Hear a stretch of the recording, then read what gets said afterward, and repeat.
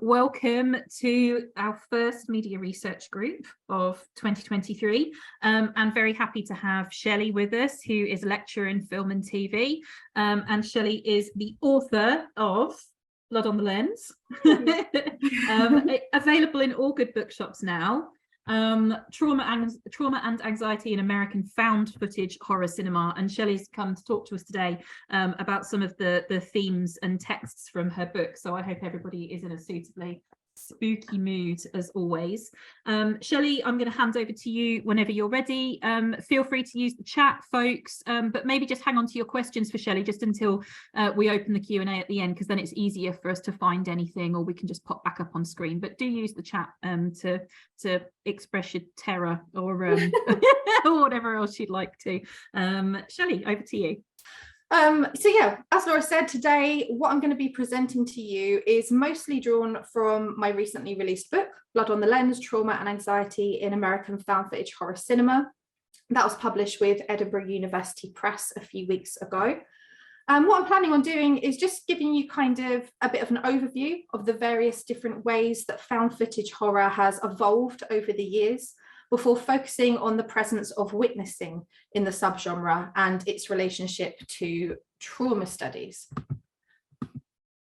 So hopefully you all have a kind of an idea of what found footage horror is. If not, I probably can best describe it as, well, it's typically thought of as things like the Blair Witch Project. So people running around in the dark with a video camera, videotaping spooky stuff.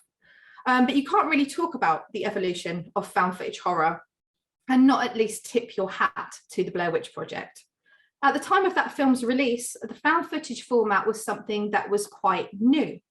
So for all its gritty realism, it actually felt, at least for me, I was about 15 years old when it came out, like a breath of fresh air.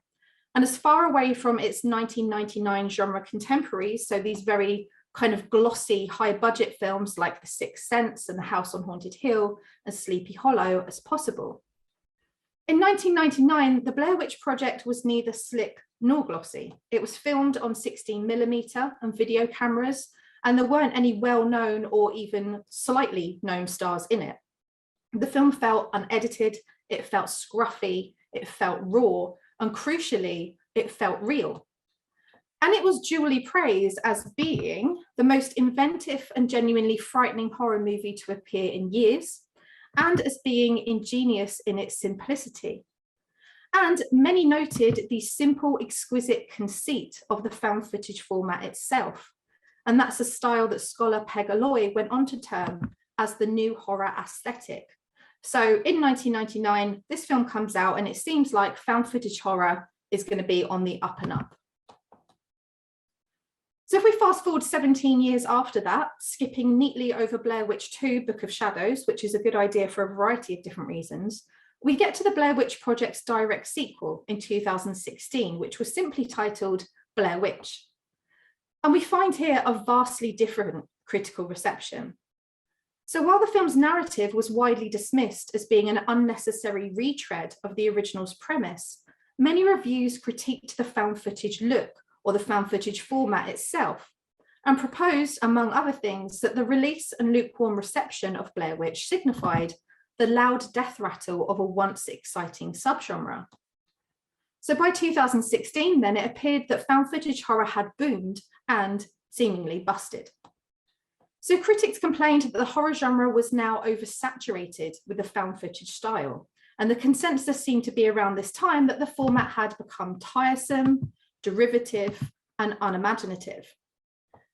It was suggested that the term found footage horror now functioned as shorthand for something generic and undercooked, the refuge of uncreative filmmakers. And it was also proposed that to many, found footage horror now equals bad horror movie. And I'm guessing it won't come as a huge shock to discover that I vehemently disagree with these claims. So anyone who is vaguely interested in the found footage horror subgenre, or alternatively, anyone who's vaguely interested in arguing with people on the internet, has a different idea of when the subgenre actually began. So for what it's worth, I personally feel that the film Haxan from 1922 is one of the first times you see that documentary and horror combination. And I feel that other important predecessors include the docudramas of Peter Watkins, such as 1964's Culloden, and perhaps to an even greater extent, Punishment Park in 1971. So although I'm here to talk about evolutions rather than origins, there are a variety of different films that we can pick up along the way from the 70s to the 90s that we can kind of squish into the prehistory of found footage horror too. So for example, The Legend of Boggy Creek, Henry, Portrait of a Serial Killer, The McPherson Tape, and Man Bites Dog. And one thing that a lot of these prehistory films have in common is a connection to documentary. And you can see this influence and connection to documentary really clearly in both the Blair Witch Project and its slightly lesser known late 90s found footage sibling, The Last Broadcast. So these are two films that really stand as examples of what we began to understand found footage horror to be. Both of these films are set up and presented as documentary projects. They both have documentary crews investigating a subject, so the local legends of the Blair Witch and the Jersey Devil respectively. And both of these crews disappear during those investigations. Both films contain talking head interviews, title cards, and they both end in progress or unfinished. And they also mark the point at which, even though they didn't inspire a massive boom in production for the format, that found footage horror really became a legitimate, classifiable type of horror film. So the question needs to be asked at this point, why did found footage horror start out in this aping of documentary form? And why has a subgenre continually returned to this form in various ways through its lifespan? So as Carolina Gabriela Girardi explains, humankind has forever been obsessed with the need to understand the world through the eyes, with the need for visual evidence. The connection between the real or realism and the camera can then be traced back to the symbiotic relationship that developed between early photography and science back in the 1800s. This connection between the camera lens and reality is what documentary form rests on. So from Nanook of the North up to Louis Theroux and beyond, there's this idea that documentary equals truth or truthfulness that stems out of this connection. And this has grown into the expectation, as Patricia Aufderheide notes, that as an audience, we expect that a documentary will be a fair and honest representation of somebody's experience of reality. So documentary form is used in found footage horror to muddy the line between reality and fiction. And the subgenre trades on documentary's perceived connection to authenticity to reinforce its own claims to verisimilitude. So as Gary D. Rhodes puts it, much modern documentary output is of a technically imperfect quality. Technical imperfections are understood to be part of the form and part of what reality looks like on film. And this is an important point. Found footage horror didn't start aping documentary forms solely because of that historical connection between documentary and truth. It also uses flaws and imperfections we might find in documentaries or other reality footage to underline its authenticity as well. And this is because we have come to recognize imperfection on film as a signifier of reality for various different reasons, some of which I'm going to try and touch on in a little while. But first, let's look at some examples of the use of imperfections in found footage horror. So found footage horror films will often include very inactive shots. They will include discussions of the filmmaking process and other elements that we could safely assume would have been edited out in a finished filmic product. In effect, these scenes with mistakes and retakes are framed in several films as being kind of left in, and they lend these films a more unedited and authentic feel. And these sequences produce a heightened sense of the actual process of recording what was said and done during the documentary process. In terms of inactive shots, these are used to really fantastic effect in Willow Creek, which is on the top left of the screen right now. So in that film, the camera captures our two protagonists in an unbroken shot that lasts almost 20 minutes. For quite a lot of that 20 minutes, we're in complete darkness. And we endure long stretches of silence where we join the characters in trying to make out almost imperceptible sounds outside of their tent. And there is nowhere to look in this scene apart from directly into their increasingly terrified faces. Discussions of the filmmaking process are present in The Last Exorcism, which is on the top on the right-hand side. So in that, we have an exorcism scene intercut with explanations regarding how effects such as demonic noises and a smouldering crucifix were achieved by a priest who is also kind of a bit of a con man as well. And in the Monster Project, which is down the bottom there is an argument over who should be holding the boom mic. And in the lost footage of Leah Sullivan, we are treated to several failed attempts at a to-camera introduction. And that's one that I'm going to play for you now. Just to note, I couldn't find the exact clip online. So what this is a trailer that includes the to-camera introduction. But hopefully from that, you'll get an idea of what I mean. So I'm going to play that now. Oh, no, I'm not, because it won't play. Oh, no. Oh, here it is. Okay.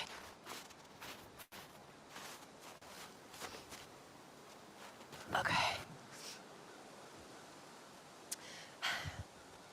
Hello, this is Leah Sullivan.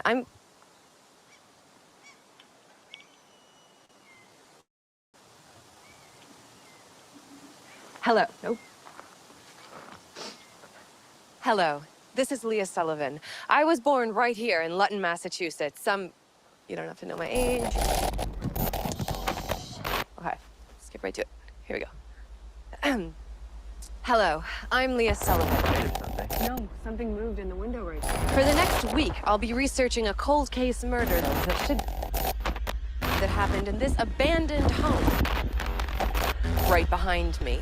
I'm here in Lutton. It's now abandoned. Lizzie Gordon took a knife, gave her mother 40 whacks. When she saw what she had done, she gave her 40 whacks.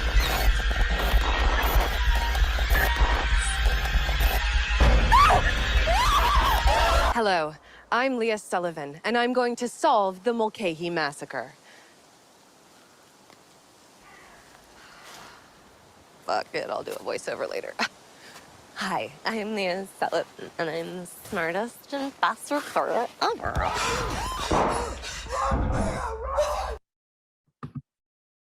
Probably one of the funniest things about that is I do that exact voice when I'm telling myself off as well, that kind of squeaky voice. So far, I've only talked about documentary, mainly because this is where found footage started, and its emulation of that form and aesthetic.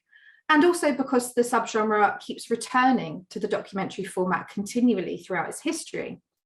So we could then think of found footage horror as this very creepy but very sturdy tree that is kind of built around the documentary conceit. But found footage horror, just like documentary, has changed, and the subgenre has since sprouted branches into many different kinds of forms and themes. So what I'd like to do now is lay out how the subgenre has evolved and why. And I'm going to do this through looking at what I argue to be the 4 main cultural changes, movements, or events that have had the biggest impact on the evolution of found footage horror. And these are the increased use of bystander footage on mainstream news following 9/11, the rise of and variations in reality television post-millennium, the increase in availability and affordability of recording technology, and finally, the emergence of social media and user-generated content websites. So what I'm going to do is I'm going to start with possibly the slightly controversial one first and talk about 9/11 and bystander footage. So why am I saying controversial? Because criticisms of cultural studies and trauma studies readings of post-millennium horror that relate the genre to 9/11 are rife. And to an extent, I agree that drawing a connection between 9/11 and all horror cinema coming out after it as being directly related to 9/11 is kind of oversimplistic, it's a little bit lazy, and also sometimes it's kind of overreaching. However, there are several films in the found footage horror subgenre that do reference 9/11 clearly, both visually, such as Cloverfield, and also narratively. So for instance, The Conspiracy and the Poughkeepsie tapes. So to my mind, underplaying the impact of 9/11 bystander footage and reportage of that event on the subgenre is kind of like cutting off your nose to spite your face. So to quote Adam Lowenstein, horror films evoke historical trauma through horrific images, sound, and narrative, which combine with visceral spectator effect, so terror, disgust, sympathy, and sadness, to embody issues that characterize historical trauma. And this is something Lowenstein underlines also in interview segments during the documentary American Nightmare, when he discusses the closing montage sequence of Night of the Living Dead, in which the Black hero is killed and dragged off with hooks to a pyre, and states that in watching these scenes, you can't not think of lynchings. You cannot not think of the freedom marches in the South. You can't not think about the civil rights struggle. And what I do in my book is I kind of follow on from Lowenstein by arguing that when you watch certain found footage horror films, you can't not think of 9/11. It is precisely audience familiarity with the look of bystander footage through its inclusion on mainstream news broadcasts from various world events, and also our recognition of its power as a conveyor of terror that is key to its effectiveness. And its centrality to the cultural experience of 9/11 and growing inclusion on news broadcasts from events since is key to our recognition of bystander footage as authenticity. We do experience most events nowadays through the lens of someone else's camera. So it's not so much the exact visuals of 9/11 here, although that does sometimes come into play, as you can see with these images on screen, but more the kind of visuals. So critics have often complained of found footage horror's artlessness, and they refer to found footage induced headaches and sickness. But the swaying, falling, damaged and broken lenses of found footage horror place the spectator in the action and provide a sense of physicality through their often doomed camera operators that acts, as Neil McRoberts puts it, as a simulation of the 21st century experience of trauma, terror and crisis. Another key criticism of found footage horror related to this is the apparent unbelievability of continuing to tape. So if your life is in danger, so goes the argument, why wouldn't you just drop the camera? Or better still, why wouldn't you launch the camera at whatever's chasing you and just run? And the answer is because people don't, as the sheer volume of footage that we have from bystanders that witnessed 9/11 and other world events attests. The compulsion to record is key. And as Amy West states in her study of the legacy of actuality filming, the impulse to continue recording is predicated on a palpable desire to capture something rare, powerful, and fleeting. So real-life witnesses of 9/11 include E. Ann Kaplan, who noted that she walked the streets of Manhattan after the event, recording with her own camera due to her desire to make real what I could barely comprehend. And similarly, author David Friend noted his own impulse to film the aftermath, stating that he felt that only rendering this act visually would confirm its reality. And many found footage horror films feature a camera operator who will be repeatedly told to put their camera down, only to answer that they are documenting, that it's the only proof that they have, or insist that this could be evidence. So I'm going to come back to the compulsion to tape in a little while. So let's move on to the other big impact on the evolution of the found footage horror subgenre, which is the rise of and variations within reality television. So reality television emerged as a distinct genre in the early 1990s. And as far back as 1999, John Corner stated that a new fluidity of representation boundaries in documentary have appeared in response to the market need to hybridize across genres in the search for competitively attractive new recipes. So suddenly, we don't just have fly-on-the-wall reality television, but reality television competitions, makeover shows, paranormal shows, courtroom dramas, social experiment shows, lifestyle shows, and long-running series focused on various celebrities and their families. And we can see the impact of these variations quite plainly within found footage horror from around 2008. So survivalist, Bear Grylls kind of reality programming is a clear influence on The Hunted and Survive the Hollow Shoals. Meanwhile, competition-based reality shows like Big Brother are evoked in the Tontine Massacre, The Fiji Tapes, and 7 Nights of Darkness. And reality TV celebrities such as Dwayne "Dog" Chapman and his show Dog the Bounty Hunter are aped in films such as Bounty. Even home improvement shows like Extreme Makeover are utilised in the found footage horror subgenre. So an example of that is They're Watching in 2016. But two of the most interesting and I would say distinct and ongoing strands of this reality television influence in found footage horror are those narratives that centre around ghost hunting shows and those that present themselves as true crime documentaries. So what is of particular interest here is that both of these strands of reality television deal with traumatic spaces, and both have been criticised for blurring the line between fact and entertainment, or the real and the fictional. So in real life, both ghost hunting reality shows and true crime shows base their content around real events and real places, but they will often include fictionalised elements such as reconstructions. As such, they sit at an odd juncture. Although they have clear ties to the documentary tradition, they are not all the way real, but they perhaps contain too much of the real to be dismissed as completely fictional. And I think this might be why they have proved to be such an influence on found footage horror and provided such fertile ground for the subgenre to engage with. On the ghost hunting reality show side, Grave Encounters has all the hallmarks we would expect to see if we happened upon any number of the many, many ghost hunting shows available in the world. We have the ghost hunting team, which includes a very over-dramatic psychic. It has tons of night vision shots, to camera sequences, static camera shots like their surveillance cameras, eyewitness testimonies, and most importantly, a very spooky old abandoned hospital. The drive for visual evidence is a central theme of both found footage horror and ghost hunting shows. Both construct their believability and claims to the truth around this. And it's through these similarities that Grave Encounters positions itself as both a horror film that plays on the possibility of a ghost hunting show gone horribly wrong, but also functions as a critique of the constructed nature of this kind of reality programming. And then with the Poughkeepsie tapes, we move to the true crime programming strand of found footage horror. And the true crime framing of the film is, for the most part, presented in a way that we've maybe become accustomed to through our exposure to true crime content through outlets like Investigation and Discovery or the Crime and Investigation channel.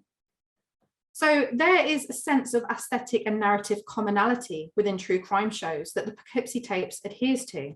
So things like the talking head interviews, the drone shots of kind of very bleak, barren landscapes, maps of crime scene locations, testimonies from FBI personnel, recorded 911 calls, news report clips, archival footage, and crime scene photography. So these are things that we could recognize in something like Making a Murderer, perhaps. In using the conventions common to true crime programming, the Poughkeepsie tapes works to engender the audience's documentary engagement with the film as if it were real. And that's a very important shift in found footage horror post 9/11. Very few of these films are actually trying to seriously present themselves as real, but they ask to be consumed as if they are. And the Poughkeepsie tapes also has within it the eponymous tapes, which are presented as being the personal recordings of the film's subject, a serial killer called the Water Street Butcher.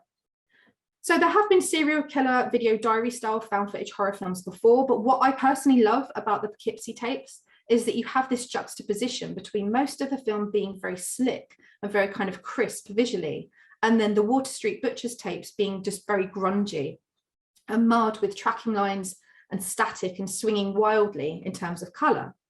So I'm going to play you a clip from the Poughkeepsie tapes now. It's a clip that's meant to be one of the Water Street Butcher's tapes. Just a word of caution, this is a very intense clip and there is a little bit of violence at the end. And hopefully it actually plays this time.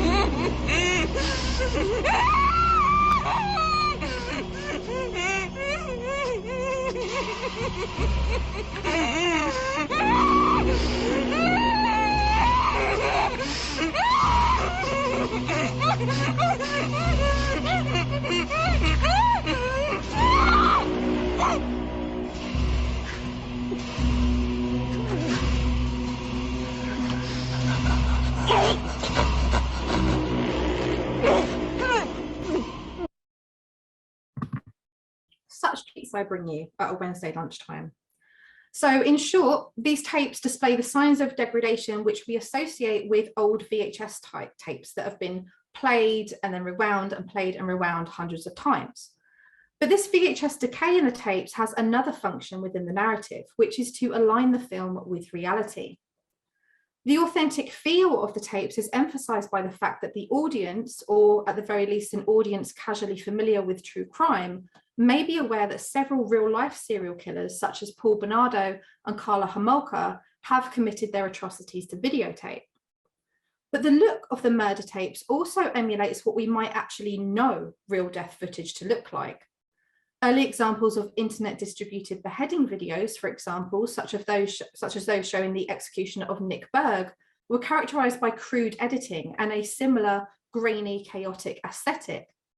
And online real death videos such as One Lunatic, One Ice Pick, and Three Guys, One Hammer were uploaded by the perpetrators of those crimes, respectively. And also similarly on very kind of low quality cameras. So this brings me to my third and fourth impacts on the found footage horror subgenre, which is the increase of availability and affordability of recording technology and the emergence of social media and user-generated content websites. So not only did camcorders become cheaper in the 2000s, but there was, from around the middle of the first decade of the new millennium, an increasing variety of recording technology. It follows, therefore, that we start to see more variety, not only in the framing of found footage films, but the actual look of them too. So one of the first found footage horror films to experiment with a different kind of camera look is perhaps Invasion from 2005. So that was presented as being entirely shot from a car's dashboard camera. For sheer volume of camera aesthetics, though, we need to look no further than The Bay in 2012. So within The Bay, you have camcorder footage, iPhone footage, professional news reports and unedited news reports, FaceTime and Skype calls, surveillance footage, dashboard footage, and a ton more besides. Interestingly, the film's director, Barry Levinson, originally intended for the film to be a straight up documentary about various environmental problems facing the Chesapeake Bay. But he abandoned that idea and instead made a straight up horror film using all of his research. So quite a lot of this film is based in aspects of reality. And he said, Barry Levinson, that he constructed the film the way he did because for the very first time in history, you can get a picture of that town. If you collect all the footage from everyone's cell phones and the digital cameras and the Skypes and the texting and everything else. As The Bay neatly demonstrates, there were now a ton of new camera aesthetics for found footage horror to play with. And in addition to the range shown in The Bay, we have stuff around this time like A Ride in the Park, which is filmed through a GoPro camera, and Jerusalem, which is presented as being filmed through Google Glasses. And we also have films that experiment with speculative ideas around advancing technology. So something like Phase 1 clinical trials presents itself as being filmed through an ocular implant. Not only had consumer-grade cameras become increasingly affordable throughout the 2000s, there were also now more places than ever before that could act as an outlet for amateur footage. YouTube was one of the first and most high-profile of these new user-generated content websites, and as Henry Jenkins suggests, our society was ready for YouTube when it appeared, which is why it was flooded so quickly with all forms of amateur and non-commercial media production, many of which had been looking for a site for circulation and exhibition. And it must be said that found footage horror was ready for YouTube as well, and the site was quickly infiltrated by the subgenre through the long-running serial Marble Hornets, which started in 2009. Found footage horror then has not only kept pace in terms of cultural movements, but technological advances too. The subgenre started dancing around the idea of internet-based aesthetics with films like Megan is Missing, Paranormal Activity 4, and The Sick Thing That Happened to Emily When She Was Younger, in around 2011-2012. It must be said that internet aesthetics did have a presence in the subgenre since perhaps The Collinswood Story in 2002. And found footage horror was very quick to move into new online exhibition spaces as well. So the first Snapchat horror film was a found footage horror film. That was Sick House, released in 2016. And this was initially released episodically in real time from the Snapchat account of one of its stars, who was a social media celebrity called Andrea Russett. She was she might still be a social media celebrity, I don't know. More recently, TikTok has hosted several short form found footage horror narratives as well. But it'll be with the release of films like The Den in 2013 and more so Unfriended in 2014 that the marriage between uploadable aesthetics and found footage horror was sealed, and the subgenre became a space where discomfort and anxieties around developing technology began to be articulated, both in terms of form and thematically. So some people have passionately argued that these films, what I term as social media horror films, aren't part of the found footage horror subgenre at all. But I'm going to be going by the definition I use in my research, which is the camera must exist diegetically within the narrative and be acknowledged as such, and the events must be presented as being part of, rather than adjacent or similar to, the audience's reality. So using that definition, yes, these films are definitely found footage horror films. Found footage horror's engagement with the internet is not then, as Adam Charles Hart argues, simply a novel twist on the so-called found footage cycle that had, by 2015, more or less run its course. Not least because this perspective ignores the repeated return of the horror genre to stories involving new technology as a horrific object throughout history, and also the intertwined history of the internet and the subgenre, which has existed since at least the extensive viral marketing campaign of the Blair Witch Project. The ways in which the internet is allowing us to witness death, the ways it's mediating death, exhibiting death, and in the cases of suicide due to cyberbullying, causing death, then became key concerns to the found footage horror subgenre. And I've mentioned it before, but Unfriended is perhaps the best known of this crop of social media horrors. And the film is presented as a Skype group chat between a teenager named Blair and several of her peers. And it documents the spectral revenge of a girl called Laura Barnes, as it becomes clear that this group of characters were behind the shaming campaign that caused Laura's death. So the film uses the uploadable aesthetics of social media and user-generated content websites to update both the tradition of the ghost story and to update the found footage horror subgenre. So if the traditional ghost story hinges on the rupture of the supernatural into everyday life, the credible everyday setting of Unfriended is a laptop screen. And the reason why Unfriended is so significant in the history of found footage horror was that whereas other films like The Den had used proxy versions of popular websites, in Unfriended, Blair's laptop clearly shows recognizable logos and has the functionality of a normal everyday laptop. So Blair goes on websites like Google, Chat Roulette, Facebook, YouTube, and Facebook Messenger. And she also, in addition to Skype, uses Spotify as well. So these are websites and applications that the audience might themselves use. So the inclusion of familiar and arguably mundane icons and sounds down to the tapping of Blair's fingers on her keyboard act as a marker of authenticity and also of continuity. So they marry our reality to the fictitious setting of the film and pull us into its call to play. Unfriended turns the mundane reality of internet communication into a site of threat and horror. And this social media subset of found footage horror has just carried on rolling as our relationship with the internet and how the internet presents traumatic events and narratives has shifted. In 2020, Spree was released, for example, and this is a film presented as being filmed on a phone. And it also functions as a very pointed critique of internet-based celebrity culture and calls into question not only the need for validation that the internet can engender, but issues around accountability in online spaces. So if in something like The Den, the internet is characterized as a thing that enables horror to take place, and in Unfriended, it functions as a conduit for horror to happen, then the link between death and the internet finds its zenith in Spree. Horror finds a home in this film as part of the constant stream of never-ending content and a digital world in which we're no longer watching people get hurt by the internet, but watching them be killed for the internet. So I don't think we can dismiss social media horror as a cheap gimmick that moves the subgenre into found footage 2.0. Instead, I argue that the subset of films marks a significant step in the subgenre, which has this need to maintain a connection with the audience's experience of reality in order to stay relevant in terms of both form and themes. Found footage horror then has moved in tandem with the evolution of documentary form it first aped, engaged with the changing nature of reportage in the wake of widespread cameras and methods of documentation and exhibition, and it's responded to various different cultural events like the rise of reality television and quickly adopted and adapted a number of emergent reality looks.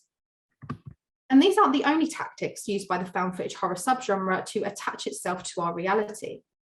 Films like The Conspiracy and The Bay, for example, integrate real-life footage from various world events into their fictional narratives, or others center their narratives on places or subjects that exist somewhere between reality and fiction.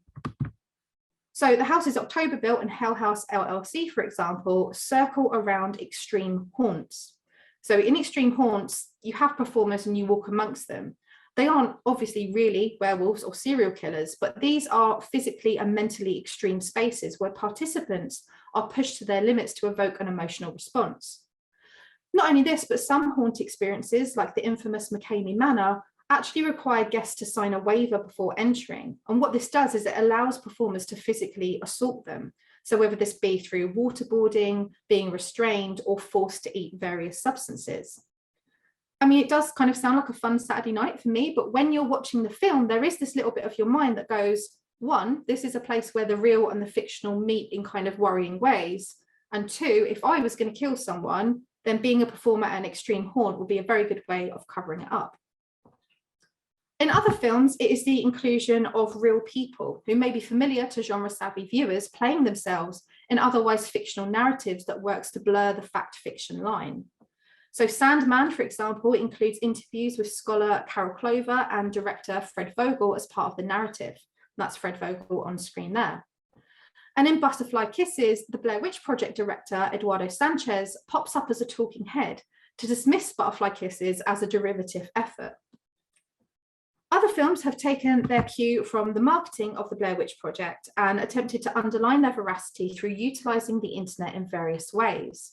So the upper footage, for example, was publicised through a few very brief and quickly removed videos on YouTube. And the suicide and shaming videos that are central to Unfriended were, up until very recently, available to view on LiveLeak and other real death websites. So hopefully so far I've begun to answer the question of how. How have various cultural movements and events impacted on the found footage horror subgenre? But I have so far danced around the why. Why does found footage horror change so much in such a short space of time visually while remaining the same in a lot of other ways? And the answer is because it has to. So I approached the found footage horror subgenre in my research from a trauma studies perspective. And Linny Blake has previously posited that the horror genre more broadly is the most traumatic and traumatized of film genres. I would argue, and I have argued in my book, that found footage horror stands as one of the genre's utmost traumatic and traumatized vehicles. And I argue that this is because of its insanely high level of cultural engagement. Found footage horror is one of the most culturally engaged subgenres through necessity. Our experience of the world has shifted subtly but also seismically through the subgenre's history, both in terms of how the world is presented to us and how we experience, witness, and engage with it. Found footage horror is enormously preoccupied with its cultural context and movements in reality, media, and technology because it has to be. If there is a version of reality that is reality television, found footage horror must engage with it. And when we started experiencing events through social media, found footage horror had to follow, or else it would lose us, it would lose its audience. So lots of different variations, but one thing remains the same, that connection to our cultural moment and how we're experiencing reality within that moment. And the other thing that remains the same is one particular theme, which is that of witnessing. So at the forefront of a large majority of the films I've mentioned so far, there is this insistence on behalf of the characters to witness or to gain visual evidence of the unique and unprecedented, whether this be an event, an act, or an entity or being. And there are umpteen found footage horror films that focus on various cryptids or conspiracy theories. In addition to that, there are definable strands within the subgenre that center around possession, alien abductions, and hauntings, as well as ones that feature liminal spaces with connections to urban legends. So all of these are things that have never been captured on film. Sometimes with a film like Be My Cat, a film for Anne, the camera operator is proving that they can capture something. Sometimes they believe that by taping something, they're doing some good, as it appears the lead character Paige is doing in MOM, or Mother of Monsters. So in that film, she's documenting her son's erratic behavior in order to take matters into her own hands after he slips through the cracks of the healthcare system. Sometimes these camera operators implicate themselves in wrongdoing, like in Descent into Darkness, My European Nightmare. And sometimes the impetus for film recording is that the found footage protagonist is drawn to the possibility of capturing something on film no one else has. So Salvage, for example, follows that kind of in pursuit of the truth story. But a lot of the time, they are compelled to document so their version of the truth, which often runs in opposition to official lines in these narratives, can be heard. So in Quarantine, for example, Angela is driven to continue to document her experience inside a quarantine building to get the truth out about what really is happening, after she witnesses a news report from outside the building where it stated everyone has been evacuated. In The Bay, Donna, a surviving reporter who is present during an outbreak, explains that she's been trying to get her version of events to the public for years, but that sometimes words have no impact, and that it's only since she received help from a GovLeaks website and obtained footage previously confiscated by authorities that she feels able to tell her story. And in Diary of the Dead, Deb is compelled to complete her documentary because, as she says, the media were lying to us or the government were lying to them. Regardless of who is lying, Diary of the Dead makes much of how media channels can be used to spread false information, implicating them as sinister tools of governmental agendas. A lot of these films engage with specific anxieties around editing, or more accurately, the act of manipulative editing in order to mislead. Although the characters in these films seem to overarchingly equate taped with truth, evidently there is a lot more nuance here than it initially appears. So Savage Land, for example, is a film that complicates the act of witnessing. This film follows the trial of Francisco Salazar during the aftermath of the fictional 2011 massacre in Sangre de Cristo, which is a small town located near the United States-Mexico border, of which Salazar was the lone survivor. We learned that a roll of film, photographs taken by Salazar during the massacre that support his innocence, that you can see on screen here, have been disbarred from evidence. And I had to try and fit as many of these on the screen as possible because I am obsessed with the way these look. It's actually embarrassing how into these pictures I am. So Salazar's use of the camera in Savage Land is noted by various different characters in the film as being a defense mechanism. But Salazar's position as a person accidentally caught up in horrific events and choosing to record them, taking the pictures instead of helping out, situates him in the eyes of various characters in the film, not as a helpless inadvertent witness, but as a prime suspect. It is repeatedly asked why he continued to take photographs and not help. That's all before a counter argument is given by a character that why not? You are capturing moments of time. It's a moral imperative almost. If you're the person with the camera, you're the only person there with that option. You take the pictures because you must, because someone has to take the pictures. So characters are driven to witness then, but a related theme that carries through a great deal of found footage horror films is the ultimate failure of the characters to do just that. In some films, brave but woefully underprepared documentarians find what they're searching for and capture visual evidence of it, only to have their own technology then work against them. Other narratives show characters who find what they're looking for, only to have their camera fail to capture evidence at a crucial moment. There are also a significant number of films which follow characters searching for one anomaly and finding another and being ensnared by the unexpected. So an example of this is the film on the screen, Followers, where two men looking to create a cautionary documentary about sharing too much personal information online stalk a social media obsessed couple into the wilderness, only for the film to end with everyone getting murdered by a completely unrelated cult who just happened to carry out rituals in the same forest. The predominance of this trope run deeper than horror-based schadenfreude, however. There is a perennial sense that the documentarian character is being punished, whether this be for their need to provide evidence, their need to look, or their quest for knowledge. For example, in The Conspiracy, although the act of recording and documentation of events is seen and presented as a noble act, truth-telling is depicted at its most dangerous, and also perhaps at its most impotent, as it's shown that even if you have evidence of the truth, this can be spun in whatever way best suits those in positions of power. So The Conspiracy carefully constructs its unease around the visual evidence we have seen in the film and how it has been presented to us.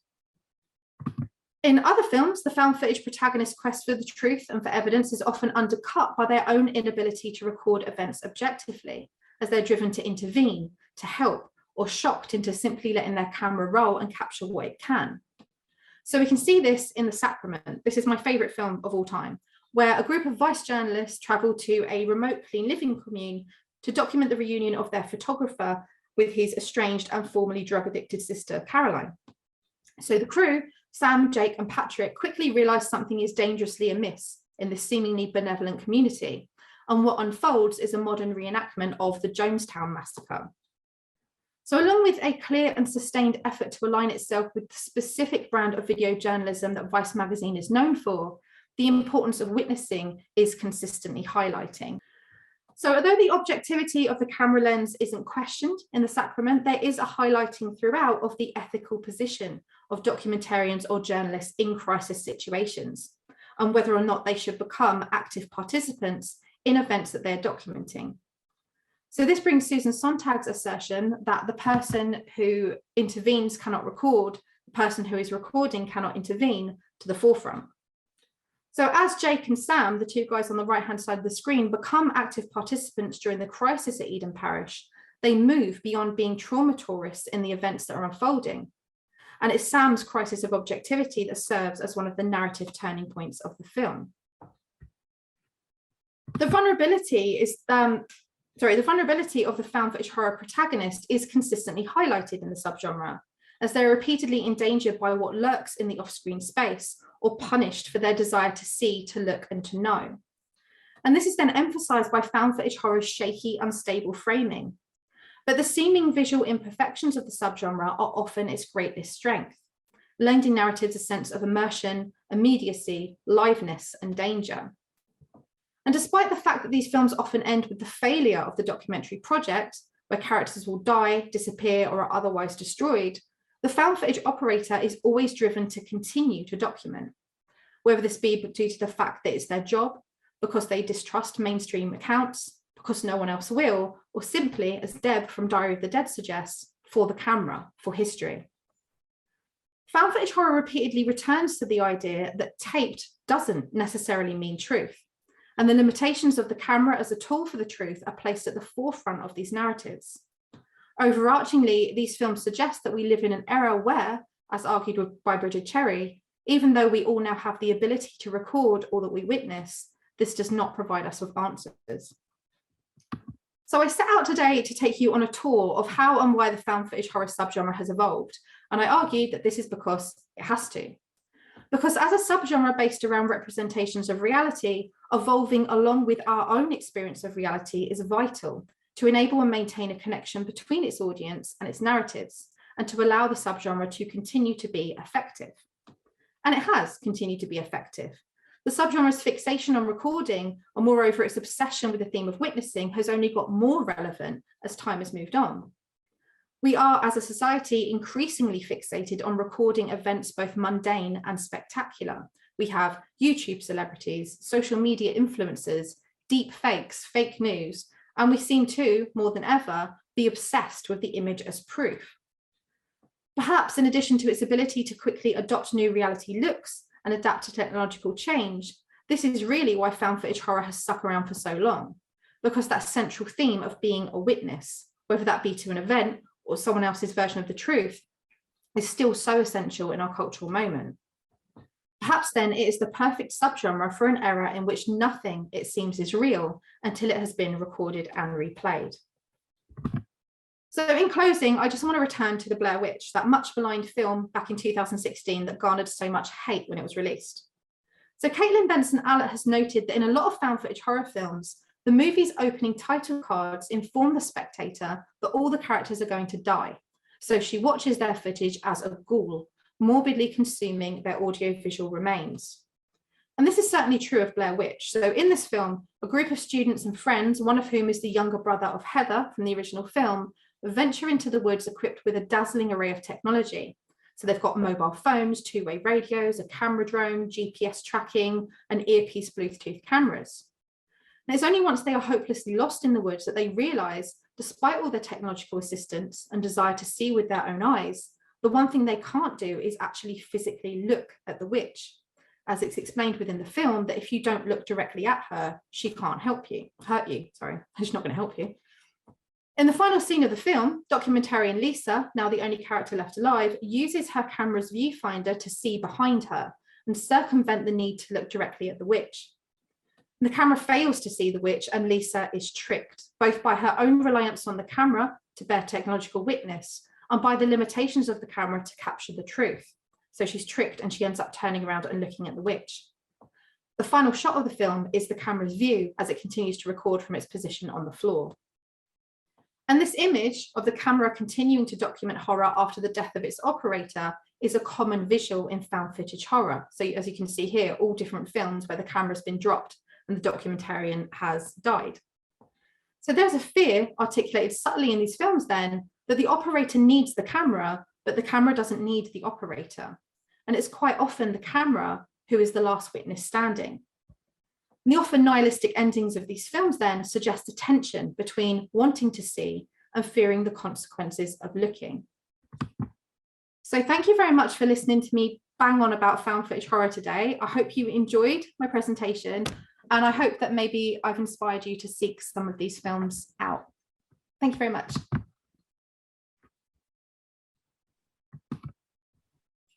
Thanks, Shellie. That was fantastic. Brilliant, Shellie. Excellent Brilliant presentation. Thank you. I would like to invite our audience, our guests, to ask any questions they might have. If David can ever recover himself, he looks terrified. If anybody has a question, please do put your hand up or just start speaking. We don't need to be too formal. I'm going to kick us off in that case. If I could ask people to get their questions in order ready, but I'm going to kick us off. I was thinking you were talking about the kind of the video aesthetic, that kind of grainy analog kind of glitchy aesthetic of found footage cinema, which is obviously something that's close to our hearts at the moment. For anybody who doesn't know, Shellie and I are working on some of this stuff together at the minute. And I was remembering in particular, a part of the sort of Blair Witch Project discourse and a lot of the stuff around its critical and audience reception, where people were talking about the Blair Witch Project as being like unwatchable, like it would make you feel physically sick if you sat in the cinema and watched it, that people were leaving in droves because they couldn't handle the way that it looked and the way that it made people feel when they were watching it. And one of the things that really strikes me when I watch the Blair Witch Project now is how clean it looks, how it looks actually very kind of polished and very sort of, aside from the sort of last moments of chaos, it's actually very kind of watchable and unchaotic. And so I was wondering whether, and I think that's particularly true when you look at it kind of in comparison to things that have come out since that have taken inspiration from it. And so I was wondering whether you see in kind of in critical responses or in audience responses, whether people have kind of adjusted to that aesthetic and whether maybe that's part of the reason that people don't seem to have an issue with it anymore, or whether that is still kind of forefront in some of the backlash to found footage. Maybe if people have like calmed themselves down a little bit. Yeah. I mean, I think it's interesting. I think it's something a little bit like War of the Worlds, right? So like, you know, when the War of the Worlds broadcast happened, we've all kind of grown up with the urban legend of, you know, people were panicking, they were rushing out and panic buying stuff. And really the reality didn't.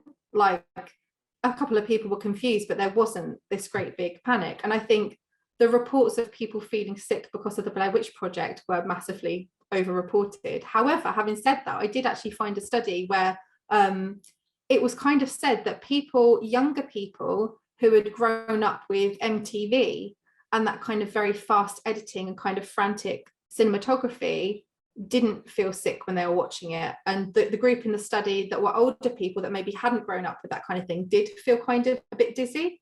So I thought that was really interesting. I think now the criticisms are found to be about that, and more with people feeling that the horror genre is kind of oversaturated with that format rather than issues with the format itself. Which I don't think is true. I think there was kind of like remakes, you know, there was a period in time where there was quite a few of them, but no more than kind of other cycles. You know, we had a lot of films that were kind of like Saw in the early 2000s, and now we've got a lot of films that are kind of like Midsummer now. So yeah, I tend to see more criticism now of the format itself rather than the characteristics of it. Yeah, and quite often that's complaint by association, isn't it? Like that actually the films that are being compared to each other are actually very, very different, and perhaps they've just got kind of aesthetic similarities, and they just share kind of you know, particular kind of visual leanings or something. Yeah, absolutely. Cool, thank you. So Phil asks, I've just lost his question. Phil says, can we ask a question about internet analog horror, like Backrooms, Mandela Catalogue? Is that right? This seems to be the new gateway horror for kids. What's your thoughts, Shellie, on found footage being a new kind of gateway horror? I love them. I mean, Marble Hornets that I brought up, that was immense. Like Marble Hornets come out in, I think, run from 2009 to 2014. But the cool thing about that was it was not only these videos on YouTube, there was several Twitter accounts that linked to the story. So you had to follow the Twitter accounts to get kind of parts of the story, and then there was another YouTube channel that was a different character in it. So it was all very just spread, spread all over different mediums, and I loved that. I love the Backrooms. The Backrooms is really like quite terrifying. I'm all for it. I think, you know, the more found footage horror, the better. And if that's, I mean, my gateway drug to horror was The Evil Dead when I was far too young to watch The Evil Dead. So if kids are watching found footage horror and it's not giving them terrible psychological issues, then I'm all for it. So it always comes up when we talk horror, doesn't it? Always comes up with these questions. Mike has got one that follows on. I've just seen Kim's hand up as well. So Mike's got one that kind of follows on from that. So I'll ask that one first. Mike says, given the extreme nature of what young people are watching, it does surprise me that what students suggest they will make is so much cleaner and safer than what they are watching. Should we be encouraging students to follow their gut or follow the trends more? I mean, it's an interesting question, isn't it? Because without the kind of, you know, the audience studies to back up the idea of what people are watching, that's interesting. And also it's these ongoing decades long arguments about harm and media effect theory and so on and so forth. So Shellie, I'll let you pick up on that anyway. Sorry, Shellie. I would love to see students here. I would love to making more horror films and more extreme stuff. And I think the way that we've kind of restructured level 5 recently start to happen, hopefully, because resistance with students to horror, or at least I've seen a little bit of resistance. And I think especially found footage horror, you know, it'll be so not easy for them to make, but it will be so straightforward for them to try and make found footage horror, because so much of it is on a mobile phone or something like that. So it'd be a kind of ideal, you know, we're talking about gateway drugs to horror for children, but maybe gateway drugs to horror for students as well, making found footage horror films. We should hatch a plan. There should be a module. Well, we did. I have suggested this at MA level when we looked at found footage, that actually that would be a very easy thing for students to produce within a minute, you know. And I know Phil has got a formative task this semester, getting students to pull together sort of like scares in horror films, which would be, you know, as you say, just such an easy way to develop an idea in found footage, because it's cheap and the aesthetic kind of is already there for you. Yeah. I tell you what, too, most of it is done in sound post. So in all of the examples that you showed, which are amazing, really the picture's not that scary. Like, we realized when that woman is like facing the camera and that guy's doing his little dance behind her, that she can't see him. So why is she screaming? And she's screaming because she can hear the visceral nature of what he's doing. And it's post-production. It's post-production sound. So it's kind of like an interesting thing. It's cool. all subjective, of course. I think some of that imagery is terrifying. Okay, so Kim had a hand up, so I'm gonna go to Kim next. Hi, Shellie. That was really fab, really fun. I enjoyed that a lot. I have a sort of half-baked question, which will probably come out like a sort of dribble of comments, and then ask you to sort of respond to it, because that's the nature of these things. You think with your mouth, don't you? So I was thinking about the notion of witnessing, and I was thinking about an image that was seared onto my brain when I was a kid, which was the Don McCullen, the war photographer, who took a photograph of a Viet Cong prisoner being just before he was shot. Yeah. And the enormous furore at that time around the ethical dilemma of whether he should have intervened or whether he, should have taken the photograph, and he took the photograph.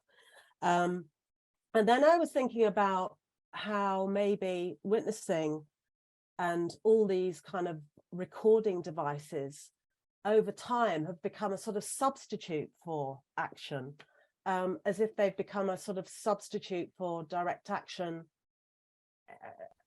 because we can't do anything else, because we are so impotent in so many ways, or feel so powerless in so many ways, that the only thing we can do is take a photograph or record something or put up our mobile phones. And I don't know whether that's a point or not, but it seems that sort of ethical dilemma has let and the sort of the proliferation of recording devices has led to a sort of substitution of direct action by record. Yeah. I mean, it's interesting because as soon as you said that picture of the man being shot, probably because it's my favorite film and it just pops into my brain probably 4 times per second. In The Sacrament, I think about kind of like records of real death. They reference the monk that self-immolated in the street in protest.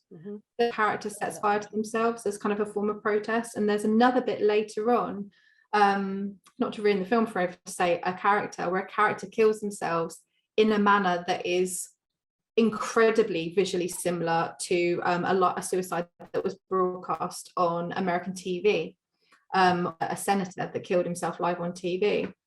But I think you're right. I think there's that kind of connection between videotaping, showing my age, recording as direct action. So I was thinking about the death of several Black men in America that have been, their deaths have been recorded live. You had the guy who the police officers were kneeling on his back and he couldn't breathe. George Floyd. Various different people that have been recorded. So I think in maybe 5 years, 10 years time, there'll be a lot more theorizing and kind of academic work on that connection between. And as our relationship with technology and with reality kind of evolves, does recording become the new kind of direct action in a way? Precisely. I think it's interesting to think about. Thank you. Thank you. Thanks very much, Kim. Ivan's got a long one here that I'm going to ask him to pop up and run through in a second. But Dan has got a quick one before that, which is, has the found footage horror genre done well overseas? I wonder if, for example, Korean cinema likes it. Yeah, I mean, I think pretty much every country you could mention has had at least one found footage horror film. South Korea, I know there's 2 that I know of. One's called Murder Death Koreatown and one's called Gonjiam Haunted Asylum. And I find with South Korean found footage horrors, the ones that I've seen, I've only seen those 2, so I guess I'm kind of generalizing, but both of them are to do with kind of YouTube content creators and people going into haunted spaces and stuff like that. Turkey, found footage horror is done quite well in Turkey. France as well, there's a good few from France. There's an Indian one called Rajini MMS, I think there is. So it's definitely, I think because of it being a concept that is quite straightforward to reproduce. It has traveled really, really well. And because other reasons, you don't really need a big budget, you don't need any known stars or anything like that. So it's a way of filmmakers to kind of, in various different national contexts, to get in at a ground level, and especially with stuff like YouTube, then put their stuff on the internet. So there's an Indian web series that's found footage horror called Diary of a Psycho. That's very, very good. And yeah, there's a couple of different ones that have been kind of put online as well. Great, thank you. All right. Thank you. Thanks for that, Dan. Ivan, do you want to ask your question? Sorry. You've got me giggling now. Apologise. Sorry, there was something in the phrasing of how Laura put it before, but let's not go there. Yeah, I think this is definitive of the dribble that Kim was referring to when you start thinking aloud. I suppose really, I'm always struck when I watch sort of found footage narratives of any kind, but horror particularly, that there are sort of precedents in earlier forms of media. So I particularly, because it's kind of where I come from, almost literally these days it feels like, early Gothic fiction in the late 1700s and into the Victorian period. Yeah, it always struck me that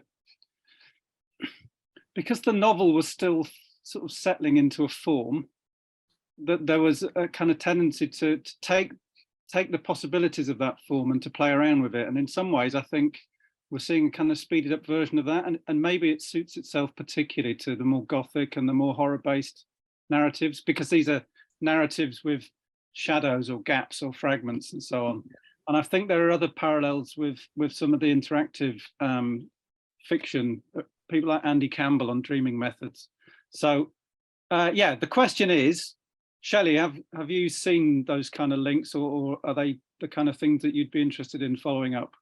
I think definitely in the start of the book, I kind of talk about the connection between stuff like Dracula, so like the way Dracula is presented, and found footage horror, and the Castle of Otranto. I'm probably saying it wrong, but that way of storytelling in those novels. So I do kind of do that connection. But I think you're right. Like, I hadn't really thought of the interactivity part of it before. So like, I remember in the 80s when you had the choose your adventure novels. Yeah. And I've never really understood why found footage horror hasn't done a Dracula yet, because it would just really work. Dracula as a found footage film would really work. Like, I think it would. It probably won't make any money. I'd be the only person that will go see it, but I'd love to see found. I'd go. I'm trying to think if anyone, I mean, I think the Stephen Moffat TV version, which most people seem to hate, did try bits of that. It's a very Moffat thing to play around with that. So I think he tried bits of that when he did his Dracula. Moffat and Gatiss, wasn't it? Yeah. If you haven't seen some of the stuff on Dreaming Methods, I think you'd find it quite interesting, because it's an interesting site, although I think they've put paywalls up on it, which is very annoying. People trying to get paid for what they make. Shocking. I think I went laggy a bit there, sorry. No problem. I think, thanks, Ivan. I think David has his hand up, so I'm going to ask David. But just because you mentioned the old Choose Your Own Adventure books, I actually had one on my desk at the moment, so I thought I'd hold it up. Cool. Fighting Fantasy, the original, Stephen Jackson and Ian Livingstone. Can't really go wrong there. Bit of British Choose Your Own Adventure there. No, the more observation / question / general, as you say, vocabulistic dribble I had on this was what you were saying about sort of people looking at in observation of real life things. So people being injured or murdered or whatever, and it being recorded. And I was just finding this interesting because you see it as well in people going to experience things. So they go to the movie, they go to, not movies, well, they do that as well, but that's not ideal. But they go to live music and they record it through their phone, even though they're trying to witness it live. And I wonder whether it's because they're so, whether people get so used to absorbing their world through their device that they almost need that lens to be able to see what the real world is. It's almost real because they can see it on their phone. And I think that's quite interesting. I mean, there's certainly been some use of that in game design as a kind of taking photographs of ghosts and things within horror games to sort of say that's something that happened. So it's been used as a mechanic as well in game design. So it's quite an interesting area. I don't know there's really a question in there. I just thought it was interesting, this idea of looking through your phone to make something real. No, I think it's really cool, especially the game connection, because originally in the book I wanted to talk about games like Outlast, and Report from Hell, Michigan Report from Hell, right, where you have to take pictures of things, but I didn't get any space. So I find that kind of crossover really interesting. But I think you're right. Like every time you go to a gig or something, there's always a tall person in front of me, which is their first strike, and then they have a phone, their second strike. But and that idea of, I think what you said is true, unless you've recorded it, and it's almost not real unless you've recorded it and own it. It's on your phone, so you can prove to other people you were there. I think that's kind of part of it, like the image is kind of proof of an experience. It could also be a symptom of so much fake media out there that you want to have your own copy, just in case someone says later on, did you see that thing that happened? And you can go back to your copy and fact check it and say, well, no, my video doesn't have that in.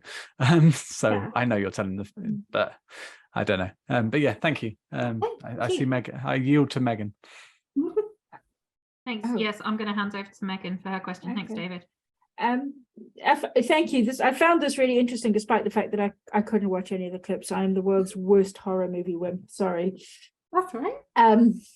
But I thought there were some interesting things. Startly, the looking at the use of citizen journalism and user-generated content in the news media, and how found footage is imitating that. And as you may know, my own research is in that area of the journalism, so the use of citizen journalism and user-generated footage in the media. So that was interesting. But I'm interested as well as pertaining to Ivan's point about whether some of this isn't also correlating to the epistolary novel. So this genre of fiction, which is written as a series of correspondences and starts out as letters in the sort of 19th century. And I, again, yield to Ivan, he's the literary theorist, not me. But then later you get the kind of the novel, Twitter novels. There's a handful of those that have been written. So again, that idea of the conceit of live narrative. So creating a fictional narrative with the conceit that it is a genuine live thing. It's a blog that someone is doing and so on. So I think there's some really interesting parallels again, and with that desire to sort of, to me, it's almost mimicking the same approach, but doing it within the technology. I also have another question, which my research has, which I haven't done in a while. Don't go into management. It's really bad for your research. You get nothing done. But I'm interested in, thinking out loud again, this idea that horror becomes the place where we as a society play out our fears about new technology, because it does seem as though when there's a new technology, a new sort of form of media, and people start playing with it as an expository form. We didn't start with romance novels in those forms. We started with horror, and whether that has something to do with our own fear about the technology. And so playing that out in horror makes a certain amount of cathartic sense. But I did find it really, really interesting, despite not knowing almost nothing about horror as a genre. So thanks. Thank you. A really good book about that is Haunted Media. I don't know if you've read it, by Jeffrey Sconce. And he talks about how every time there's a new form of technology, society will instantly start writing horror stories about the possibilities of that technology. It came out, I think it was the year 2000. It's a really, really good read there. Okay, I'll go back. Thanks. Lots of really interesting horror around the turn of the millennium, with kind of lots of sort of internet horrors, and lots of Japanese techno horror around that time as well, like dealing with sort of like advances in technology and the way that that kind of interacts with the human and so on. So yeah, really interesting. Do we have any other questions for Shellie? Oh, by the way, I'm sorry, I haven't been looking at the chat because you can't see it when the slides are up. So I'm going to go through the chat afterwards. There's a lot of good stuff in there. Really interesting chat, and it's clear that your talk inspired a lot of connected ideas, but also seems to have inspired a lot of people to go away and watch some stuff. So you know, that's always a bonus. We get more people on our horror site. Watch The Sacrament. The Sacrament is an excellent choice. Yeah, you've just the Poughkeepsie tapes. No. Yeah, don't start with the Poughkeepsie Don't start tapes. with that one. that's just an error. But the Sacrament, I think, as long as you go in prepared, is good. I was just one last thing, and again, I don't actually know if this is a question, but we were talking about sort of like new forms of media, but also kind of, you know, little cycles of found footage. And one of the things that occurred to me was when you were talking about kind of deep fakes, and actually that would make a fantastic premise for a found footage horror film, something based on the idea of deep fakes, like that, you know, messing with what reality is through the narrative as well as through the visual format itself. So really cool. I just saw in the Phil, get on it. Ivan mentioned House of Leaves. I can literally see House of Leaves from where I am. Yeah, mine's on my shelf down here. It's still, I'm just sort of halfway through it and don't know where to go back to it. It's just, I will get there eventually. Every home should have one. If you can find it. Just not to read. No, exactly. All right, well, on that note, that seems like the perfect place to wrap up. So thank you very much, Shellie. Thanks everybody for coming, and thanks for your fab questions and a really good discussion. And thank you, Shellie, and good luck with the book.